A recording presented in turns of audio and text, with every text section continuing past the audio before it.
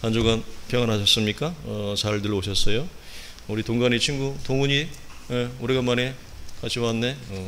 3인방이야 그 뒤에 찐빵 안고 삼형제. 자, 오늘은 머니톡스라고 하는 주제를 담았습니다. 한국말로 하면 하늘에 있는 보물을 쌓는 삶인데요. 구어 영어죠. 돈은 말을 한다, 이런 뜻입니다. 여러분, 돈이 말을 하나요? 돈의 소리를 들어보신 적 있습니까? 동의하실 겁니다. 돈은 침묵하는 것 같지만 이 세상에 어떤 것보다도 강력한 말을 가집니다. 그렇다면 나는 돈의 소리를 듣는가, 하나님의 소리를 듣고 있는가 라고 하는 겁니다. 이런 말도 있어요. Money power. 돈은 곧 권력이다. 돈은 세상에서 가장 큰 세력을 가집니다. 그렇다면 나는 하나님의 통치를 받고 있는가, 돈의 통치를 받고 있는가 라고 하는 쉽지 않은 이 영적인 줄다름 안에 우리의 인생이 펼쳐집니다. 돈으로 대표되는 물질에서 나는 자유하는가? 하나님 앞에 설 때까지 필생의 싸움이 될 것입니다. 감사한 것은 이 싸움은 성도만이 합니다. 하나 더 말씀드리면 구원에 이르렀다고 해서 이 싸움을 하는 게 아닙니다. 예수 믿고 구원에 이르렀지만 말씀이 깨달아지기 전에는, 말씀이 열어지기 전에는 이 싸움을 안 합니다. 그래서 구원에 이르고 구원에 이른 축복 후에 하나님의 말씀이 열어진 자만이 이 싸움을 합니다. 성도가 아니라면 이 고단한 싸움을 할 필요가 없죠. 그저 돈의 소리를 총명하게 듣고 쫓아가면 됩니다. 그것이 세상을 잘 살아가는 이 땅의 지혜요 성공이라 합니다. 예수님은 오늘 물질, 특히 돈을 어떻게 우리가 사용해야 되는지를 말씀하십니다. 19절과 20절 첫머리에서 주님은 딱 이렇게 말씀하세요. 너희를 위하여 보물을 땅에 쌓아두지 말라. 오직 너희를 위하여 보물을 하늘에 쌓아두라. 여러분, 이 말씀은 뉘앙스가 권면인 것 같지만 명령입니다. 특히 19절에 보물을 땅에 쌓아두지 말라는 이런 의미를 가지고 있어요. 지금 당장 멈추라. 이 말씀의 의미가 지금 당장 멈춰라. Right now stop, 이 말이에요. 무엇을? 보물을 땅에 쌓아두는 일을 멈추라 라고 하는 의미를 이 안에 담고 있습니다. 자, 보물을 땅에 쌓는 삶과 하늘에 쌓는 삶 중에 우리가 메인으로 다룰 것은 당연히 후자가 될 것입니다. 왜냐하면 보물을 땅에 쌓는 삶은 굳이 이 자리를 빌어 설명하지 않아도 우리가 너무 잘 알고 있기 때문에 그렇습니다. 그러나 우리가 주된 내용으로 들어가기 전에 몇 가지 관가하지 말아야 될 내용을 좀 짚고 싶습니다. 첫째, 이 말씀은 우리가 오해하지 말 것은 오직 부자들에게만 적용되는 말씀이 아닌가라고 하는 생각이에요. 그럼 가난한 사람은 어떤가? 주님은 가난한 사람은 죄했는가? 아닙니다. 주님은 가난한 사람도 마찬가지입니다. 모든 하나님의 사람에 대하여 말합니다. 가난한 사람들은 이렇게 얘기합니다. 저는 목사님 저축할 돈이 없습니다. 맞는 얘기죠. 가난한데 무슨 저축할 돈이 있겠습니까? 저축을 한다면 그 사람은 풍성한 사람이에요. 그러나 주님은 여기서 돈의 양을 말하는 게 아닙니다. 돈에 대한 우리의 자세를 말하고 있습니다.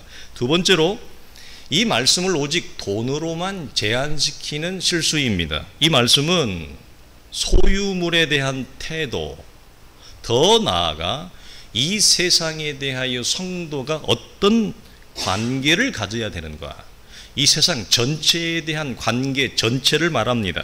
즉 내 삶의 주된 만족이 이 세상에 속한 것으로만 공급되어지는가, 아니면 나의 주된 관심이 하나님의 나라로부터 주어지는가, 이 말을 주님이 하는 것입니다.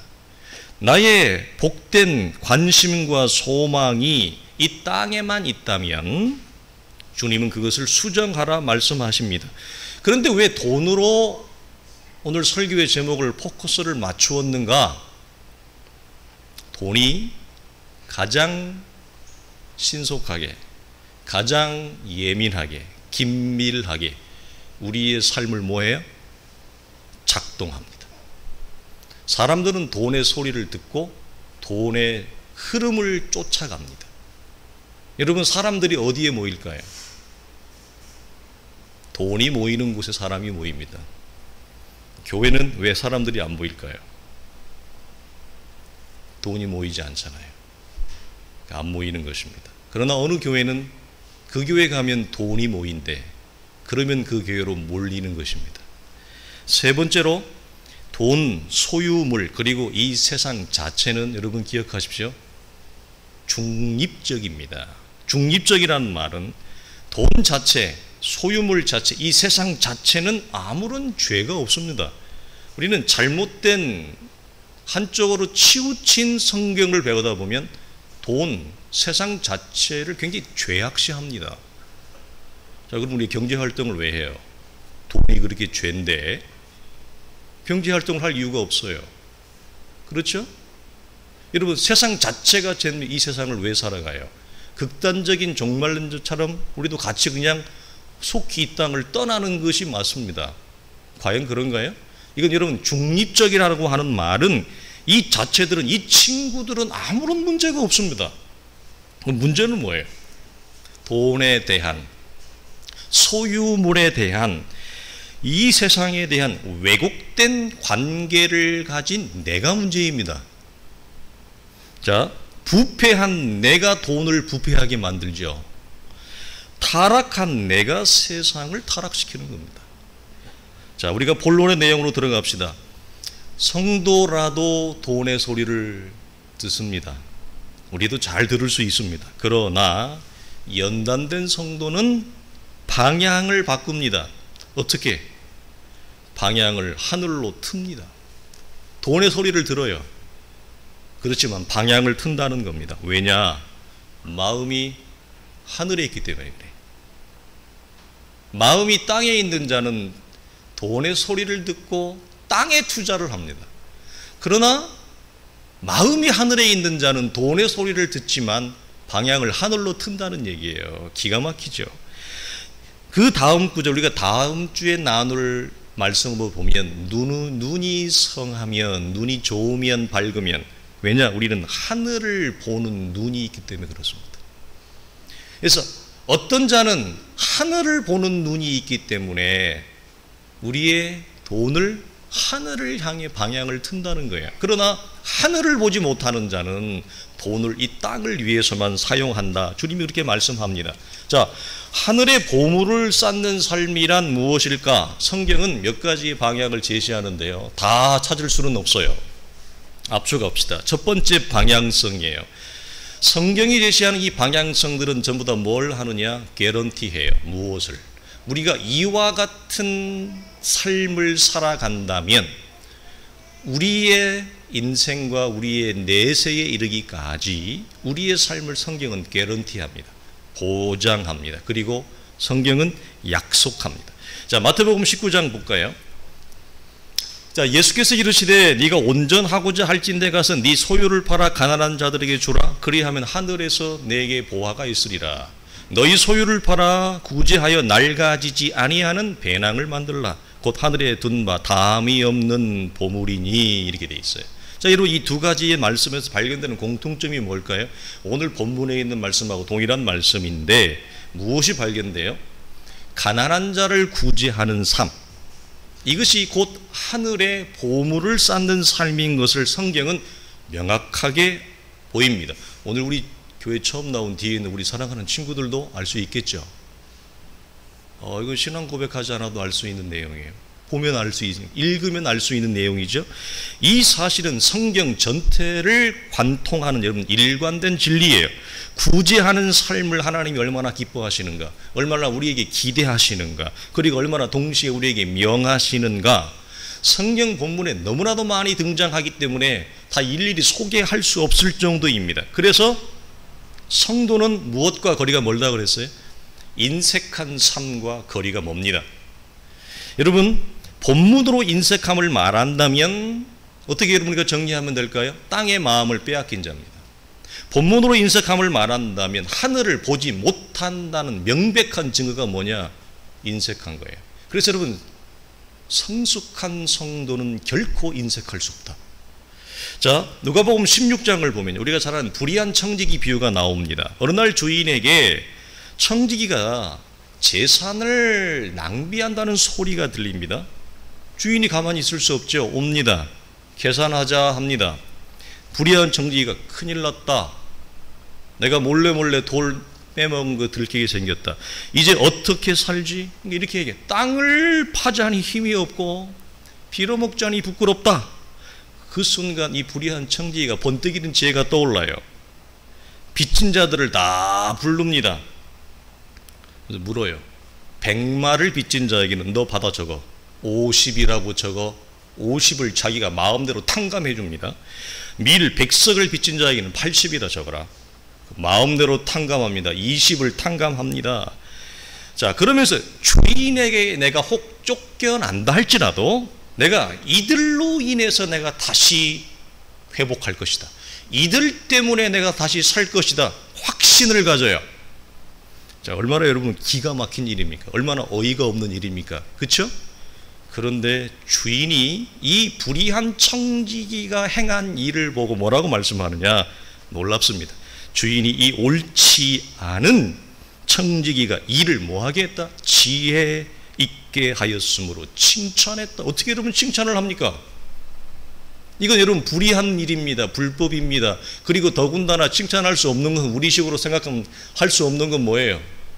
내 소유를 이 녀석이 중간에 갈취했잖아요. 나에게는 손해잖아요. 마이너스잖아요. 근데 어떻게 칭찬을 하냐 이 말이에요. 상식적으로 맞지 않습니다. 그러면서 이런 놀라운 얘기를 해요. 이 세대의 아들들이 자기 시대에 있어서는 빛의 아들들보다, 예수 믿는 우리들보다, 예수쟁이보다 더 지혜롭다는 거, 이 세상에서. 뭐 어떤 면에서? 물질을 관리하고 소용하는 면에서.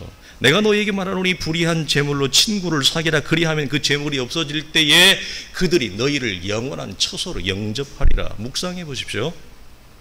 자, 요점은 이겁니다. 불의한 청지기는 자기 자신이 살기 위해서라도, 불의한 재물로라도 가난한 자들을 살리는 데 사용했다 이 말이에요. 근데 제자인 우리는, 믿는 우리는 어떻게 하고 있는가 이 말입니다. 포인트는 하나님이 이 땅 가운데 우리 허락하신 재정을 우리는 내가 살기 위해서라도 이런 자들을 돕고 있는가? 안목이 없다는 거예요. 땅만 본다는 거예요. 주님이 그래서 불의한 청지기요, 옳지 않은 일을 하는 이 사람에게 주님이 뭐죠? 역설적으로 칭찬을 한 것입니다. 언뜻 납득이 되지 않습니다. 여러분, 이 말이죠. 이런 얘기가 있어요. 천국에 이를 때 누가 나를 영접할까? 당연히 주님이죠. 우리를 위해 죽으신 주님이 우리를 제일 먼저 영접할 것입니다. 이런 얘기가 있습니다. 주님 옆에, 주님 뒤에 누가 있느냐? 이 땅에서 나의 돈으로 은혜를 입은 사람들이 나를 영접한다. 들어보셨습니까? 오늘 본문을 읽었던 마지막에 그들이 너희를 영원한 처소로 영접하리라라고 하는 의미 속에 있는 말이 바로 이 말입니다. 여러분, 우리에게 그래서 돈이 있다면 천국 가기 전에 이 땅에서 사용하셔야 됩니다. 우리는 천국이 굉장히 멀게 느껴집니다. 우리가 여러분 기억하십시오. 신앙이 균형을 잃어버리고 신앙이 우리 속에 영적인 타락으로 들어갈 때, 우리 영적으로 넘어질 때 나타나는 대표적인 현상이 뭐냐면 하나님이 멀어집니다. 그러니까 하나님이 멀어지는 게 아니라 내가 멀어지는 거죠. 그래서 하나님의 나라가 시야가 흐려져요. 하나님이 보이지 않아요. 듣던 음성이 들리지가 않습니다. 그래서 우리는 하나님의 나라가 굉장히 멀리 있다고 항상 생각을 하는 거죠. 근데 여러분, 우리가 인생을 살다 보면 겪지 않아야 될 일들인데 우리가 조종할 수가 없어요. 통치할 수가 없어요. 뭐냐면 사랑하는 가족 중에 예수를 잘 믿는 가정이 있다 생각합시다. 근데 예수 잘 믿는 남편이 내가 참 부족한데도 나를 참 많이 이뻐하고 평생 사랑해 줬습니다. 예수 잘 믿는 아내가 내가 남편으로 제대로 못하고 참 부족한 게 많은데도 이 아내가 나를 그리스도의 사랑으로 품을 뿐만 아니라 또 인간적으로 나를 참 많이 사랑해 주었습니다. 근데 둘 중에 하나가 먼저 여러분 세상을 떠났습니다.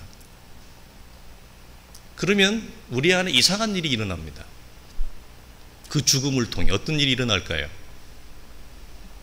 멀리만 느껴졌고 멀리만 있다고 생각했던 하나님의 나라가 무척 가까워집니다.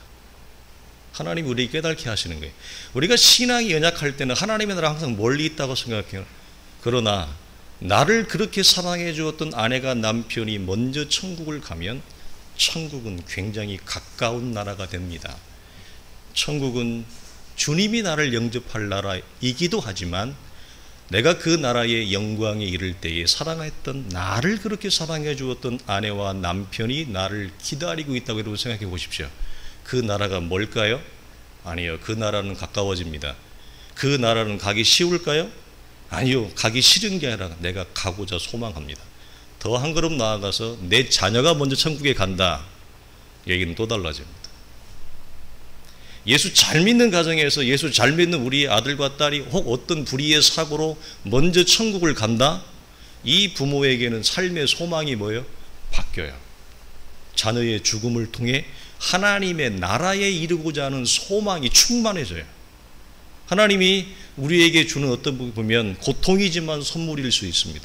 누가 하나님의 나라에 이를 때에 나를 영접할까? 오늘 본문은 너의 물질로 은혜를 입은 자들이 기다린다 합니다. 자, 두 번째 방향성이에요. 마태복음 25장 달란트 비유입니다. 이건 여러분 단지 달란트 비유가 아니라 종말의 결산을 하는 비유예요. 그래서 여러분 25장 다음 이 장면을 보면 바로 뭐가 나오느냐? 양과 염소를 나오는 계시록의 백보자 대심판이 나와요. 이게 한 장에 같이 압축되어 있어요. 달란트 비유 다음에 바로 이어진다는 거예요. 여러분 달란트 비유는 하나님이 각자의 허락한 것이 있습니다.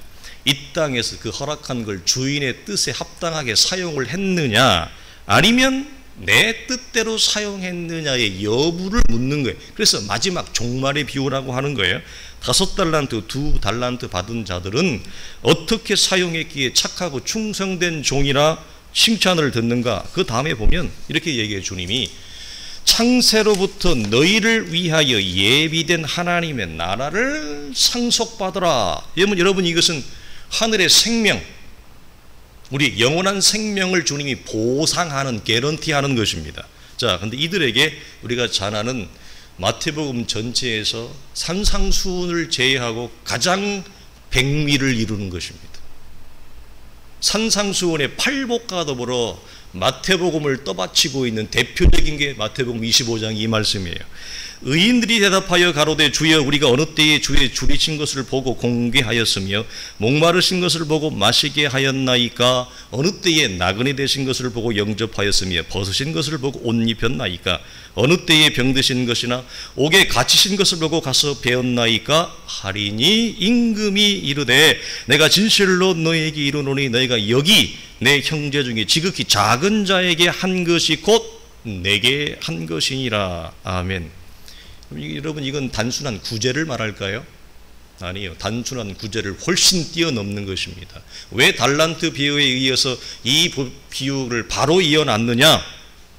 주님이 우리에게 묻는다는 거예요. 주님 앞에 섰을 때에 내가 이 땅 가운데 너에게 5달란트 주었어, 2달란트 주었어, 1달란트 주었어. 근데 5달란트, 2달란트 받았다는 자들이 왜 주님으로부터 칭찬을 받으며 창세로부터 예비된 하나님의 나라를 받아라 얘기하며 이런 양의 자리에 서느냐? 하나님이 허락한 것을 이 땅 가운데 하나님의 뜻에 맞게 합당하게 사용하다 왔다는 거예요. 이게 여러분 포인트입니다. 이게 구제보다 훨씬 큰 개념이죠. 반면에 여러분 1달란트 받은 자 우리가 잘 알죠. 이 자는 뭐 했어요?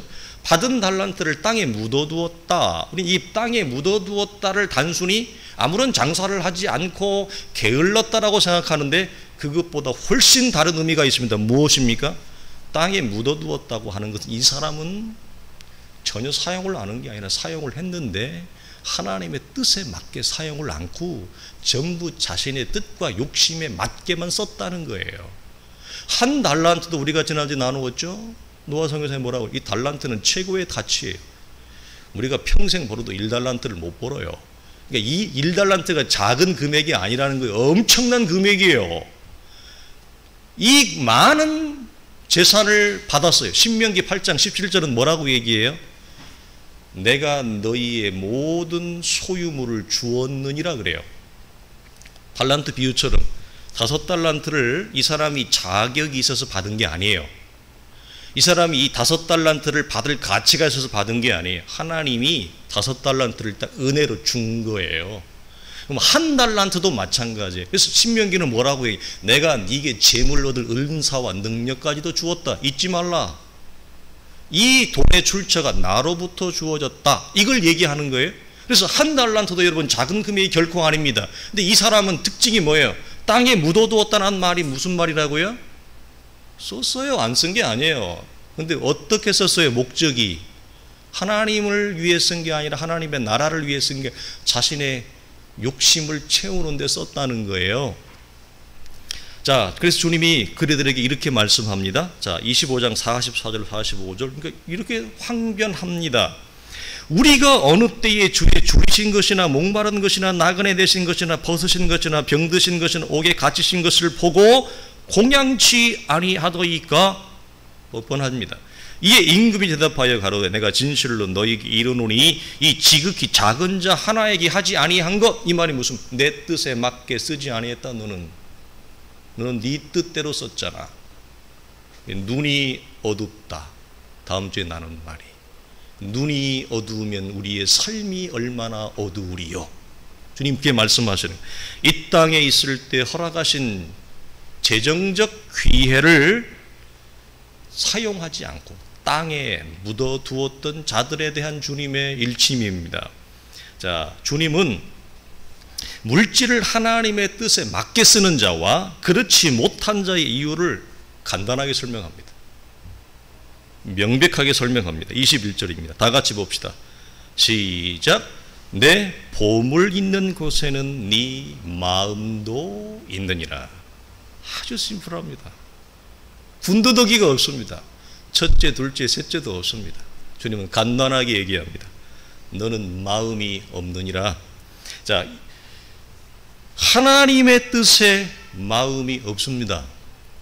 가난한 자를 위해, 연약한 이웃의 필요를 위해 하나님이 이 땅 가운데 허락하신 재정적인 기회를 사용할 마음 자체가 없습니다. 그래서 인색한 것입니다. 그래서 인색은 성숙한 성도하고는 여러분 도무지 그림이 맞지 않습니다. 마음에 돈이 있느냐 하나님에게 있느냐 이 말이죠. 오늘 설교의 주제입니다. 돈의 소리를 듣는가 하나님의 소리를 듣는가. 이 사람은 1달란트 받은 사람은 누구의 소리를 들었어요? 돈의 소리를 듣고 돈의 소리만 쫓아간 자입니다. 묻어두었다는 말을 여러분 우리가 곡해하면 곤란합니다. 하나님의 뜻대로 사용하는 자, 내가 원하는 대로 사용하는 자의 희비가 여기서 나뉘어진다는 거예요. 자, 마가복음 10장을 봅시다. 괴로워요, 이 친구는. 늘 단골 메뉴로 등장하니까 제가 좀 자주 인용하는데 좀 미안합니다, 이 친구한테. 자, 예수께서 그를 보시고 사랑하사 가라사대 네게 오히려 한 가지 부족한 것이 있으니 가서 내가 있는 것을 다 팔아 가난한 자들을 주라. 그리하면 하늘에서, 여기도 보화가 내게 있으리라. 이게 뭐죠?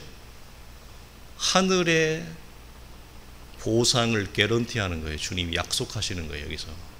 근데 나를 쫓으라, 이 사람이 뭐라고 그래요? 이 부자 청년이라기도 하고 관원이라고 하는 이 사람이, 그 사람은 재물이 많은 거로 이 말 때문에 슬픈 기색을 하고 근심하며 가니라. 주님은 한마디로 이렇게 이해합니다. 마음이 재물에 있는 자는 근심만 하다 이 세상을 지나갑니다. 그러니까 재물의 소리만 듣는 거죠. 하나님의 소리를 듣지를 못합니다. 성경은 이런 삶을 뭐라고 얘기한다고요? 땅에 보물을 쌓는 자다. 자, 마음이란 녀석은 여러분 신묘망측합니다. 여러분 마음이 어디 있어요? 보이지 않는데 신묘망측합니다. 왜? 마음의 정체성을 파악하기가 너무 어려워요. 사람은 마음이 가는 대로 갑니다. 마음이 방향을 틀으라면 틉니다. 그렇죠? 여러분, 마음은 가치를 결정합니다. 그리고 그 결정된 가치는 우리의 삶의 방향성을 바꿉니다. 다시 얘기해요. 마음은 가치를 정합니다. 그리고 그 결정된 가치로 인해 우리의 삶의 방향을 마음이 이끕니다. 여러분, 마음이 하나님께 있는 자는 그래서 하나님의 뜻과 요구에 합당하게 사용하기를 주저하지 않습니다. 그러므로 마음을 하나님께 두고 행하는 모든 것이 하늘의 보물을 쌓는 것입니다. 이것을 이사야에서는 뭐라고 얘기하느냐? 여호와를 경외하는 것이 내 마음의 보배니라 그래요. 그래서 보물을 하늘에 쌓아두는 삶의 가장 큰 성경이 보이는 관문은 뭐냐? 여호와를 경외하는 삶. 그것이 내 삶의 보물이다. 이렇게 얘기합니다. 여러분, 마음을 죽게 두지 않고 행하는 모든 것, 나의 삶의 방식의 여부에 관계없이 이 땅에 보물을 쌓는 것입니다. 사랑하는 성도들이 말씀을 마칩니다. 돈의 소리를 쫓지 않는다. 말은 쉽죠. 하나님의 소리를 쫓는다. 그것도 말은 쉽죠. 둘 다 말은 쉽습니다. 우리의 삶에서 돈의 소리를 쫓지 않고 하나님의 소리를 쫓아간다. 지금 되나요? 예수 믿은 지 우리가 오래되었습니다. 방향을 바꿀 수 있을까요? 제가 운전을 좀 하는데 지난주 우리 노아성 교사님이 차 막히니까 기차 끊자 그랬는데 올라가면서 나도 운전할게. 근데 저 혼자 운전했어요. 그 말을 하지 말든가. 여러분, 방향을 튼다 쉬워요? 돈의 소리에서 하나님의 소리로 인생의 핸들링을 튼다 말은 쉬워요. 오래 걸립니다. 쉽게 말할 수 없습니다. 자, 여러분, 그럴지라도 오늘 말씀을 통해 하나님의 소리를 우리가 어떻게 해야 되겠습니까? 쫓아가야 됩니다. 마음을 하나님께 두셔야 됩니다. 그러면 하나님의 나라가 보입니다. 멀리 있던 나라가 가까워진다는 거죠. 그리고 우리는 그 보이는 하나님의 나라를 향해 믿음으로 이 땅을 걸어가는 것입니다. 그것이 우리가 이 땅에 걸어가는 성도의 걸음입니다.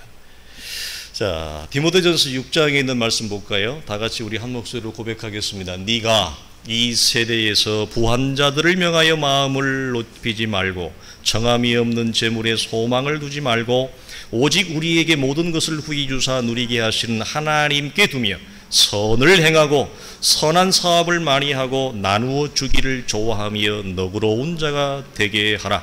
이것이 장래에 자기를 위하여 좋은 터를 쌓아 참된 생명을 취하는 것이니라. 아멘. 아멘이죠.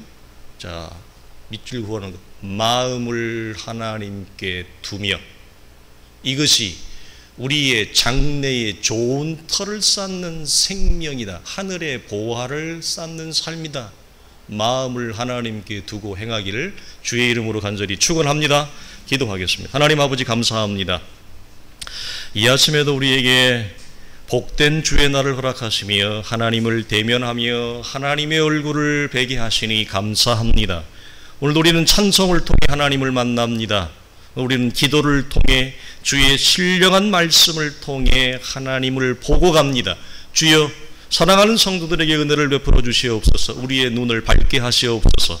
우리의 마음을 청명하게 하여 주시옵소서. 우리의 마음을 어디에 두어야 합니까? 우리의 마음이 어디에 있습니까? 나는 누구의 소리를 듣고 있습니까? 주여, 우리에게 은총을 베푸사 우리의 소리와 우리의 눈과 마음이 하나님께 초점을 맞추는 복된 성도 되어 인생의 삶의 방향과 걸음의 방향이 바뀌어지는 놀라운 은혜와 축복과 기적의 역사가 우리 가운데 이루어질 수 있도록 우리 하나님 축복하시고 역사하여 주옵소서. 우리 주 예수 그리스도의 이름으로 간절히 기도하옵나이다. 아멘. 이제는 우리 주 예수 그리스도의 은혜와 우리 하나님의 크신 사랑과 성령의 감화감동 역사하심이 생명과 진리의 말씀에 밝은 빛으로 인도함을 받아 장래의 좋은 터를 위하여 이 땅에 믿음의 거룩한 걸음을 걸어가기를 원하는 사랑하는 성도들의 모든 신앙적 선전 위에 믿음의 거룩한 싸움과 그 여정 위에 이제로부터 영원토록 항상 함께 있을지어다. 아멘.